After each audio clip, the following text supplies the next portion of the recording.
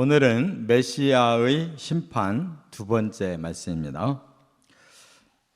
메시아가 세우시는 나라를 앞두고 이제 심판을 말씀했는데, 그것은 하나님의 두 가지 법칙이 완전하게 이루어지기 위해서입니다. 그것은 하나님은 사랑의 하나님이시고 동시에 공의의 하나님이세요. 그래서 사랑하기 때문에 세상을 구원해서 하나님의 나라로 부르시려고 하는데, 문제는 죄로 인해서 더러워지고 악한 자, 부정한 자를 그대로 끌어안으실 수는 없어요. 그래서 심판이 있는 겁니다. 공의를 따라서 하나님이 의와 불의, 선과 악, 거룩함과 부정함을 구별하셔야 돼요. 그런데 어제 말씀은 이 만민 중에, 그러니까 온 세상 중에 악한 자를 그렇게 구별해서 심판하겠다 그러셨고, 오늘은 선민 중에, 그러니까 선민은 이스라엘인데 하나님이 그들을 온 세상에서 딱 한 민족만 선민으로 삼으셨어요. 그게 바로 아브라함의 아들 이삭, 이삭의 아들 야곱, 야곱의 12아들부터 이제 그 선민으로 받아들이셨어요. 그런데 그들이 아무리 하나님이 택한 선민이라 할지라도 죄가 있는 걸 그대로 하나님 받을 수가 없다는 거예요. 아무리 선민이라도.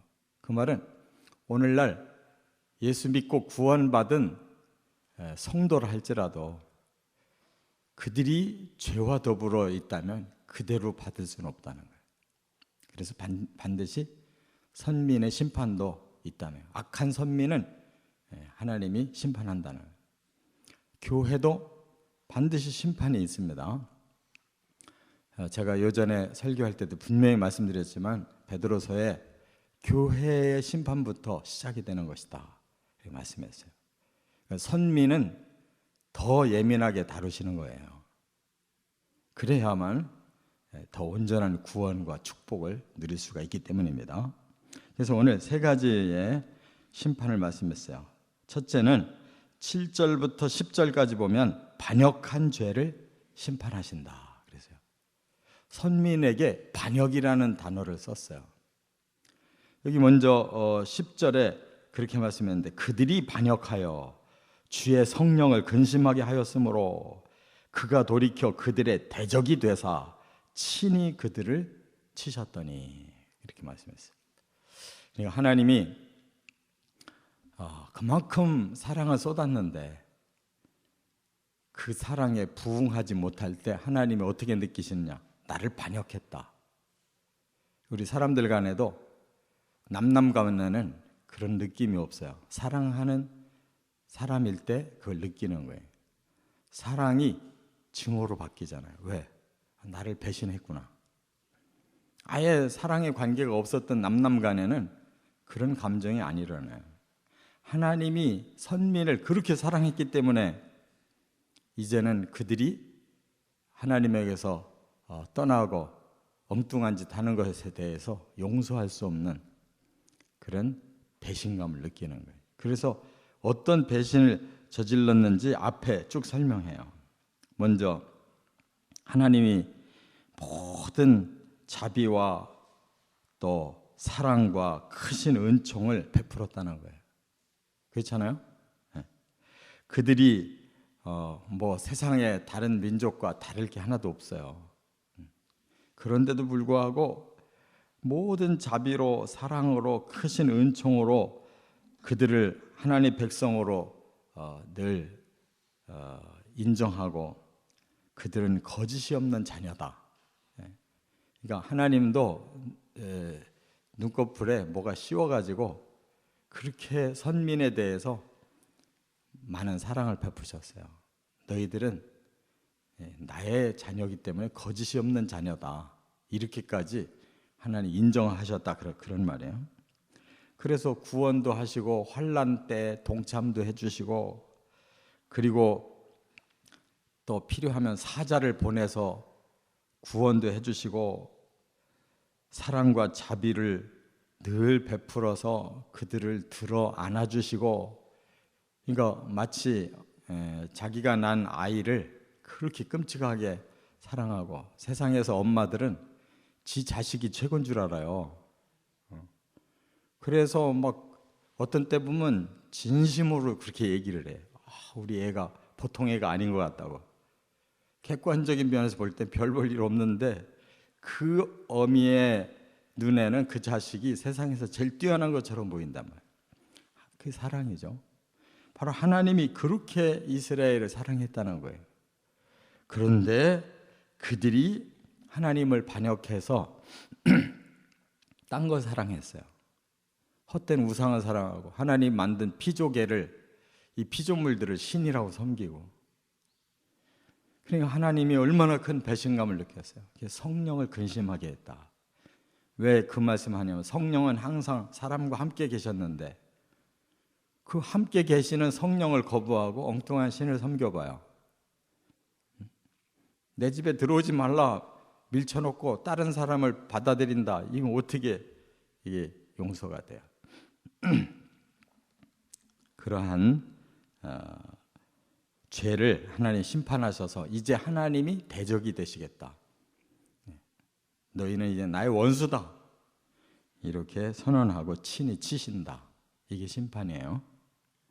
두 번째, 11절부터 14절에 보면 은혜를 잊은 죄를 심판하신다. 은혜를 잊은 죄. 오히려 이스라엘이 이렇게 되니까 거꾸로 항의를 해요. 하나님, 모세 때를 생각해 보십시오 하면서 뭐라고 그래요? 백성이 옛적 모세 때를 기억하여 이르되. 지금 이스라엘이 고난을 당하니까 거꾸로 말하는 거예요. 옛날에 모세 때 하나님 우리에게 어떻게 해주셨습니까? 그때는 백성들과 양떼 목자를 바다에서 올라오게 하셨지 않습니까? 이 말은 홍해바다에 그들이 죽음에 이를 수밖에 없었잖아요. 뒤에서는 애국 군대가 쳐들어오고 앞에는 홍해가 가로막고. 그러면 결국 죽기 싫으면 앞으로 가야 되는데 하나님이 가라 그러셨잖아요. 그런데 물속으로 갔는데 물을 갈라버리고 물에서 올라오게 했잖아요. 백성들도 그 양떼들도 다 살아났잖아요. 그렇게 은혜를 베푸신 하나님이셨지 않습니까? 그런 지금 항의를 하는 거예요. 그런데 이제 어디 계십니까? 과거에 그렇게 은혜를 베푸시던 하나님이 지금 어디 계십니까? 이렇게 항의한다는 거예요. 거꾸로. 또 그들 가운데 성령을 두셨던 분이 이제 어디 계십니까? 이런 망나니들이 어디 있어요? 자기들이 성령을 버리고 다른 신을 받아들여 놓고 이제 와서 그 성령은 어디 가셨습니까? 또 영광의 팔이 모세의 오른손을 이끄시며 그의 이름을 영원하게 하려 하사 그들 앞에서 물을 갈라지게 하시고 그들을 기품으로 인도하시고 하지 않았습니까? 알기는 잘 알아요. 근데 거꾸로 알고 있는 거예요. 그렇게까지 하셨는데 그 은혜를 저버린 자들이 이스라엘이었어요. 그러니까 은혜를 망각하면 거꾸로 생각한다고요. 은혜를 베푼 자를 거꾸로 원망해요. 자식들이 잘못되면 꼭 부모를 원망하거든. 그렇게 잘 되게 해주려고 애를 썼는데 나중에 뭐가 자기 마음대로 안 됐다 그러면은 지가 잘못한 걸 생각 안 하고 베풀어준 부모를, 그 은혜를 거꾸로 뒤집어서 말을 하거든. 그게 불효자시고 그게 망난이라는 거예요. 즉 이스라엘이 그 짓을 하고 있는 거예요. 거꾸로 과거를 회상해서 막 다 은혜를 갖다가 원망으로 지금 돌려서 말하고 있어요. 이게 사람이에요. 이게 죄인의 모습이고, 그걸 보시는 하나님이 어떻게 심판하지 않을 수가 있냐 그 말이에요. 그래서 하나님은 그들을 골짜기로 인도해서 양떼들이 편히 쉬듯이 그렇게 해주셨고, 그 백성 아무것도 아닌 자들을 인도해가지고 그 이름을 영화롭게 해주셨고, 그렇잖아요. 이스라엘 민족은 제일 늦게 이렇게 번성했어요. 제일 늦게. 겨우 다윗 시대에 와서야 번성했어요. 근데 주변 나라들은 이미 얼마나 먼저 강대국을 이루고 문명이 발달했는지 몰라요. 그러니까 제일 미약한 자들을 아브라함의 믿음 보고 뽑아서 겨우겨우 민족을 만들고 겨우겨우 구원해가지고 가나안 땅 주어서 겨우겨우 다윗 시대에 온 세상에 뛰어난 민족을 만들어 놨더니 이들이 이렇게 거꾸로 생각하고 있다는 거예요. 성경 가만히 읽어보면 하나님의 마음이 얼마나 원통하실까. 그게 다 우리들 모습이에요. 진짜로 하나님의 은혜로 살아나서 예수 믿고 건강해지고 복도 받고 이렇게 잘된 사람들이 많은데 거기서 조금만 뭐가 안 된다 그러면 전부 그때부터 원망으로 돌아가고 하나님 괜히 믿어가지고 힘들다고 이런 소리나 하고 있다네. 그 은혜를 잊은 만큼 벌이 따르는 거예요. 세 번째 15절부터 19절. 그래서 하나님이 행하신 게 뭐냐? 원수에게 유린당하도록 심판하신다는 거예요. 이스라엘의 끝이 뭐예요? 북이스라엘은 아수르에게 멸망당했죠. 남유다는 바벨론에게 멸망당해요. 그 선민의 결과가 뭐냐 이거예요. 오히려 하나님의 원수가 그 나라를 집어삼키게 된 거 하나님이 그렇게 했냐 말이에요.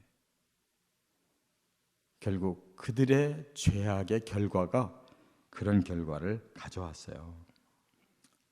그래서 여기 19절에 뭐라고 그랬어요? 18절에 뭐라고 그랬어요? 주의 거룩한 백성이 땅을 차지한 지 오래지 아니하여서 우리의 원수가 주의 성소를 유린하여 싸우니. 이스라엘 역사를 보세요.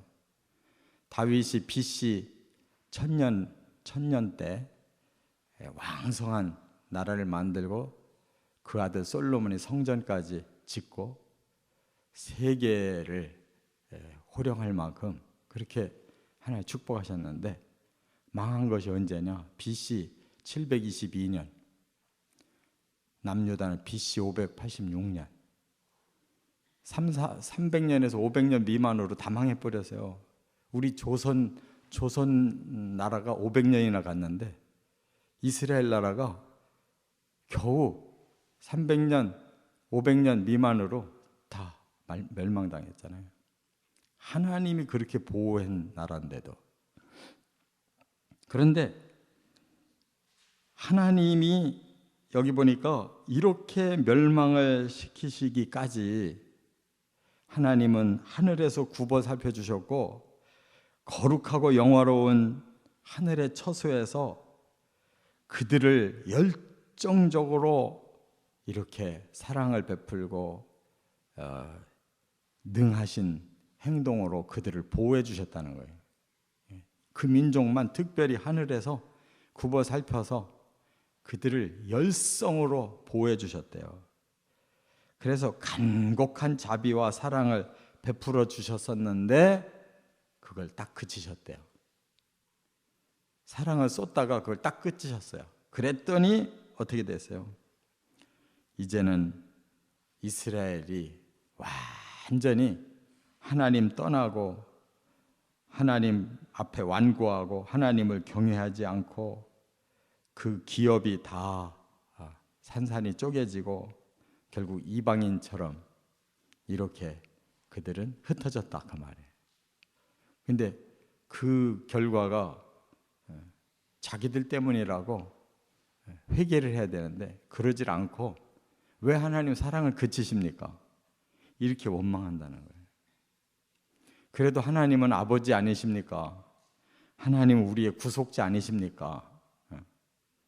사랑은 계속 받고 싶고 하나님을 아버지라고 부르면서 아버지답게 공경은 안 하고 어려우면 우리 아버지 아닙니까? 우리 구원자 아니십니까? 이렇게 말만 한다는 거예요. 이런 하나님의 심정을 우리가 깨달아야 정말 우리 죄가 뭔지를 알 수가 있는 거예요. 항상 사람은 단순해요. 지가 행한 거는 다 잘한 거고 뭐가 안 될 때는 다 하나님이 잘못했다고 책임을 돌리는. 그래서 요 다음 장에 보면 이사야가 대신 중보기도를 해요. 이사야가 예수님의 예표가 돼서 대신 중보기도해. 그 중보기도 덕분에 살아나는 겁니다. 우리 사람들은 예수님의 그 중보기도, 그 중보 사역 때문에 하나님께 용서받고 구원받는 거지 우리가 하는 행위로는 구원받을 수가 없어요. 깊이 깨닫고 그 심판에 앞서 우리의 죄를 먼저 회개할 수 있는 저와 여러분 되시길 주의 이름으로 축원합니다.